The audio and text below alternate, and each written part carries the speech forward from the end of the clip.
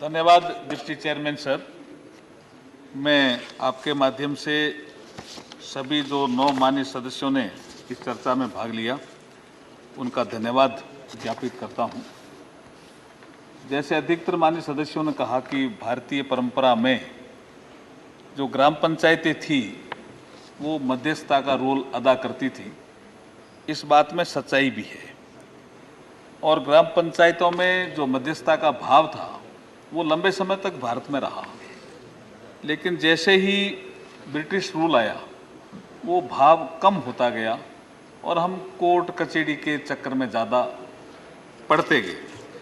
और जब मुकदमे होते हैं तो पैसा भी लगता है, समय भी लगता है और दुश्मनी भी दुगनी हो जाती है। ये भाव भी कुछ माननीय सदस्यों ने प्रकट किए। इन सब चीज़ों को ध्यान में रखते हुए कि भारत को विकसित भारत बनाना है और प्रधानमंत्री जी ने पंच प्राण का भी जिक्र किया था 15 अगस्त को पिछले साल। उसमें भी एक प्राण है या प्रण है भारत को विकसित भारत बनाना, मानव केंद्रित।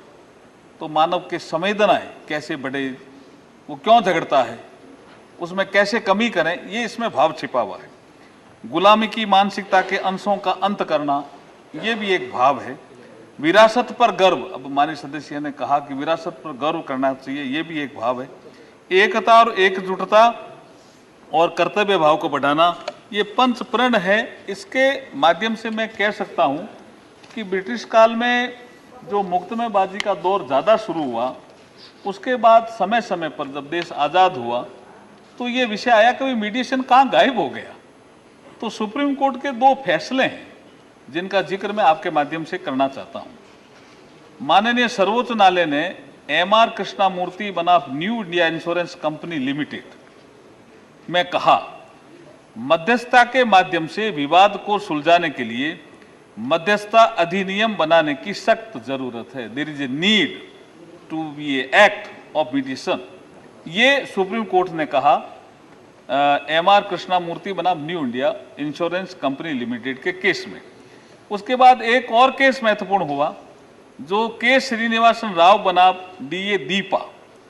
इसमें भी माननीय सुप्रीम कोर्ट ने कहा कि जो मैट्रिमोनियल विवाद हैं उनमें 10-15% मध्यस्थता केंद्रों के माध्यम से निपटारा होता है। कोर्ट ने कहा कि प्री लिटिगेशन मीडिएशन का विचार जोर पकड़ रहा है। दिल्ली उच्च न्यायालय मध्यस्थता केंद्र में कई वैवाहिक विवादों का निपटारा किया जाता है। मुकदमे पूर्व मध्यस्थता में इन केंद्रों की सफलता दर अच्छी है।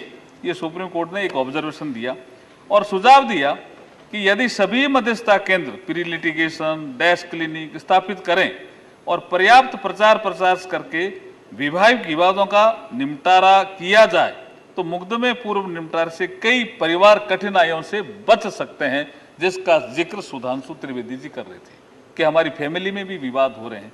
इसका जिक्र भी के श्रीनिवास राव बनाम डीए दीपा के केस में माननीय सुप्रीम कोर्ट ने किया। फिर उसके बाद सुप्रीम कोर्ट में एक कमेटी थी माननीय, इसका नाम था mediation and conciliation project committee, MCPC जिसको हम कहते हैं। इसने भी अगस्त 2020 को भारत सरकार को एक पत्र लिखा कि मीडिएशन के क्षेत्र में काम होना चाहिए।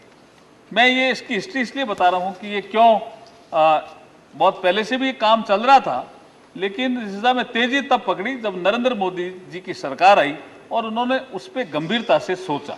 क्योंकि हमारी जो नरेंद्र मोदी जी के नेतृत्व में जो सरकार चल रही है वो टुकड़ों में नहीं सोचती है, होल ऑफ गवर्नमेंट अप्रोच होती है और पूरे समग्र विषय को एक साथ लेकर के और इस एक्ट को लाने का प्रयास जो किया वो बहुत सराहनीय प्रयास मैं मानता हूं। फिर अगस्त 2021 को ये बिल इंट्रोड्यूस हुआ राज्यसभा में, इसी उच्च सदन में इंट्रोड्यूस हुआ। फिर राज्यसभा जब इंट्रोड्यूस हुआ तो बहुत से सदस्यों ने डिमांड की कि इसको कमेटी में जाना चाहिए। तो ये पार्लियामेंट रिलेटेड स्टैंडिंग कमेटी है on personnel public grievance law and justice. इस कमेटी को ये गया जिसके अध्यक्ष सुशील मोदी जी हैं, माननीय भूपेंद्र जी भी उस कमेटी के अध्यक्ष रह चुके हैं। इस कमेटी ने बहुत अच्छे सुझाव दिए, करीब 52 सजेशन इस कमेटी ने दिए। हमने इन सुझावों को करीब करीब 25 सुझावों को हमने माना है। अब 27 ऐसे सुझाव हैं जो बाद में इस पर चर्चा करते समय हो सकता है इसको रूल बनाते समय इस पर विचार करें, लेकिन कमेटी के अधिकांश अच्छे सुझावों को हमने बिल में माना है। मैं एक और निवेदन आपको करना चाहता हूं कि हम ऐसा नहीं है कि मीडिएशन हम कर नहीं रहे थे।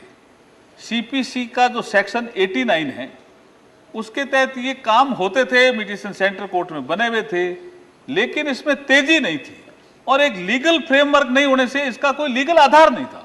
इसलिए लोग कहते थे मीडिएशन करें क्या फायदा, कोई मानेगा कि नहीं मानेगा। इसलिए इसकी मीडिएशन एक्ट की जरूरत थी जो मैं लेकर के आपके मध्य आया हूं। बहुत से ऐसे विवाद जिसका राकेश सिन्हा जी जिक्र कर रहे थे कि हमने मीडिएशन के माध्यम से सुलझाए, जैसे असम नागालैंड सीमा विवाद है, अयोध्या बाबरी मस्जिद का विवाद का जिक्र उन्होंने किया, इसमें भी मीडिएशन का अपना एक रोल रहा है। मैं एक राष्ट्रीय कानूनी सेवा प्राधिकरण की वेबसाइट पर उपलब्ध आंकड़ों के अनुसार कह सकता हूं कि अप्रैल 21 से मार्च 22 की अवधि के दौरान भारत में मध्यस्थता के माध्यम से कुल 52,968 मामले निपटाए गए। अब ये संख्या कम है, ये संख्या कम है भारत के जैसे बड़े देश को देखते हुए, इसलिए हम इसमें तेजी लाना चाहते हैं। इसलिए ये एक ऐसा मैकेनिज्म भी है कि हम जो लंबित मामले हैं उनको कम कर सकते हैं। ये विषय कई सदस्यों ने रखा कि भारत में डिस्ट्रिक्ट सबऑर्डिनेट कोर्ट में करीब 4,43,00,000 मामले पेंडिंग है, हाई कोर्ट्स में 60,63,00,000 मामले पेंडिंग है और सुप्रीम कोर्ट में भी 69,766 करीब 70,000 के मामले पेंडिंग है। तो ये 5 करोड़ से ऊपर संख्या हो जाती है, ये अच्छी स्थिति नहीं है। तो इसको हम कैसे कम करें पेंडिंग मामलों को? तो इसके लिए हमने कई जो प्रयोग किए, उसमें एक एडीआर भी एक प्रयोग है, अल्टरनेट डिस्प्यूट रिजोल्यूशन मैकेनिज्म। इसी में ये मीडिएशन आता है। अदरवाइज तो राष्ट्रीय लोक अदालतें भी आपने देखी है, उसमें भी हम मामले निपटाते हैं। वीडियो कॉन्फ्रेंसिंग के माध्यम से भी हमने ई कोर्ट के माध्यम से भी जल्दी मामले निपटाने शुरू किए हैं। अभी जो ट्रैफिक के मामले हैं वो वर्चुअल कोर्ट के माध्यम से, अदरवाइज पहले कोर्ट में ये पुलिस केस दर्ज करती थी, कोर्ट में जाता था, समय लगता था। हम सेम डे निपटा रहे हैं, तेजी तो ला रहे हैं, फिर भी ये मीडिएशन के माध्यम से मुझे लगता है कि इसमें बहुत सुधार आएगा। अब जो मीडिएशन जो बिल हम लेकर के आए हैं, इसमें जो खास बातें हैं उनका थोड़ा सा जिक्र मैं करना चाहता हूं। यह एक लचीली और अनौपचारिक प्रक्रिया है, जो फ्लेक्सिबल, और ये वॉलंटरी भी हमने रखा है। ये हमारे जो सबसे पहले वक्ता हमारे अमर पटनायक जी बोल रहे थे कि ये मैंडेटरी, पहले जो बिल हम लेके आए थे इसमें मैंडेटरी किया था, लेकिन कमेटी भी कई बार बहुत अच्छे सुझाव देती है। कमेटी ने ऐसा नहीं है कि यहाँ जो स्टेक होल्डर है उनसे ही पूछा, विजिट भी किया और अलग अलग जो स्टेक होल्डर हैं उनके ग्रुप से मिली, तो कमेटी ने सुझाव दिया कि ये मैंडेटरी नहीं होना चाहिए, ये वॉलंटरी होना चाहिए। तो इसलिए हमने इसको वॉलंटरी लेकर के हम आ रहे हैं। कानूनी पूर्वाग्रह के बिना मध्यस्थता हटने की स्वतंत्रता, ये भी इसमें है, इस एक्ट में हम लेकर के आ रहे हैं। बातचीत से सीधा जुड़ाव, ये भी एक प्रक्रिया है। मध्यस्थ एक तटस्थी पक्ष, न्यूट्रल थर्ड पार्टी, इसमें हम मीडिएशन काउंसिल ऑफ इंडिया भी बना रहे हैं, इसमें ट्रेनिंग का भाव भी ला रहे हैं, इसका इंफ्रास्ट्रक्चर भी डेवलप कर रहे हैं। तो ये एक न्यूट्रल थर्ड पार्टी है, कम लागत वाला भी एक माध्यम है, और ये इस विधेयक के माध्यम को हम समयबद्ध प्रक्रिया बनाता है, जिससे पार्टियों के लिए समय और धन की बचत होगी। जैसे पहले मैंने कहा कि जब मुकदमा होता है तो पैसा भी लगता है, समय भी लगता है और दुश्मनी भी दुगनी हो जाती है। इन सब चीज़ों को हम ठीक करने के लिए बिल लेकर के आ रहे हैं। विवाद समाधान कार्रवाई के दौरान उसके बाद पार्टियों द्वारा अपने रिश्ते को जारी रखने के लिए संभावना भी बढ़ जाती है, ये भी इसका एक भाव है। कॉन्फिडेंशियलिटी मतलब गोपनीयता, ये हम बनाए रखी जाती है, इसमें बनाए रखेंगे। ये ऑनलाइन मध्यस्थता वाला विषय भी बहुत से सदस्यों ने कहा को विवाद समाधान के लिए स्वीकार्य तरीके से रूप में मान्यता देता है, जिससे पार्टियों की दूरी की बाधा भी दूर हो जाएगी। मैं इसके माध्यम से कहना चाहता हूं कि ये भारत ने 7 अगस्त 2019 को संयुक्त राष्ट्र कन्वेंशन पर हस्ताक्षर किए। इसे मध्यस्थता पर सिंगापुर कन्वेंशन कहते हैं। बहुत से सदस्यों ने सिंगापुर कन्वेंशन की बात की। मैं बताना चाहता हूं कि दुनिया में अभी केवल 11 देशों ने ही सिंगापुर कन्वेंशन को रेटिफाई किया है और अभी सिंगापुर कन्वेंशन को सभी सिंगापुर कन्वेंशन ये जो सिग्नेटरी हैं कंट्रीज द्वारा आत्मसात नहीं किया गया। हमने लीड ली है और जो जिन्होंने किया है वो छोटे इकोनॉमी वाले देश हैं। तो भारत में प्रधानमंत्री नरेंद्र मोदी जी की सरकार ने इसमें लीड लिया है। मैं इसमें ये आपको कहना चाहता हूं। मैं एक पुरातन ज्ञान की परंपरा का जिक्र भी कई बार यहाँ आया और अभी मैं जब यहाँ चर्चा के लिए खड़ा हूं तो मैं सदन में ही चर्चा होते हुए सुन रहा था। पीछे से माननीय सदस्य चर्चा कर रहे थे कि भगवान कृष्ण पहले मीडिएटर थे। ये चर्चा यहाँ हो रही थी। हैं? मैंने बराबर सुनी या नहीं सुनी? मेरे कान ठीक है इसका मतलब है? हाँ, पहले घनश्याम तिवारी जी कह रहे हैं पहला अंगद था, लेकिन भगवान कृष्ण, इसका मतलब मीडिएटर की परंपरा हमारे यहाँ रही है। कोई माना नहीं माना वो अलग बात है, लेकिन मीडिएटर तो रहा है।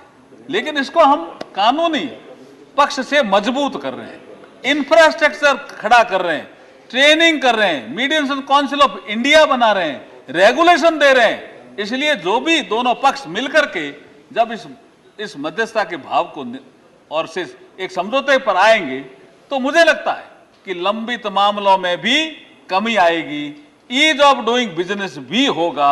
इसलिए मैं कहता हूं कि प्रधानमंत्री जी ने सही कहा, यही समय है और सही समय है, भारत का अनमोल समय है, आजादी का अमृत महोत्सव है। अमृत काल में जो बिल पास होगा वो भारत के लिए भी अमृत सिद्ध होगा और भारत विकसित राष्ट्र बनेगा। बहुत बहुत धन्यवाद, आपने मुझे बोलने का अवसर दिया। धन्यवाद।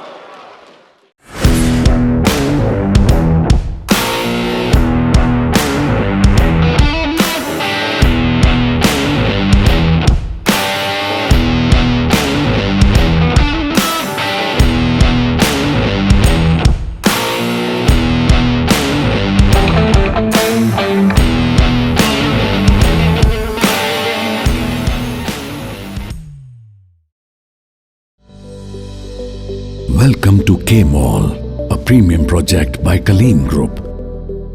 K-Mall is in the heart of Kolkata's electronic, garment and lifestyle hub, Khidirpur. K-Mall, which is designed as a world-class mall, is the outcome of endless effort of our experts, combined with modern superb techniques and new age design. Book now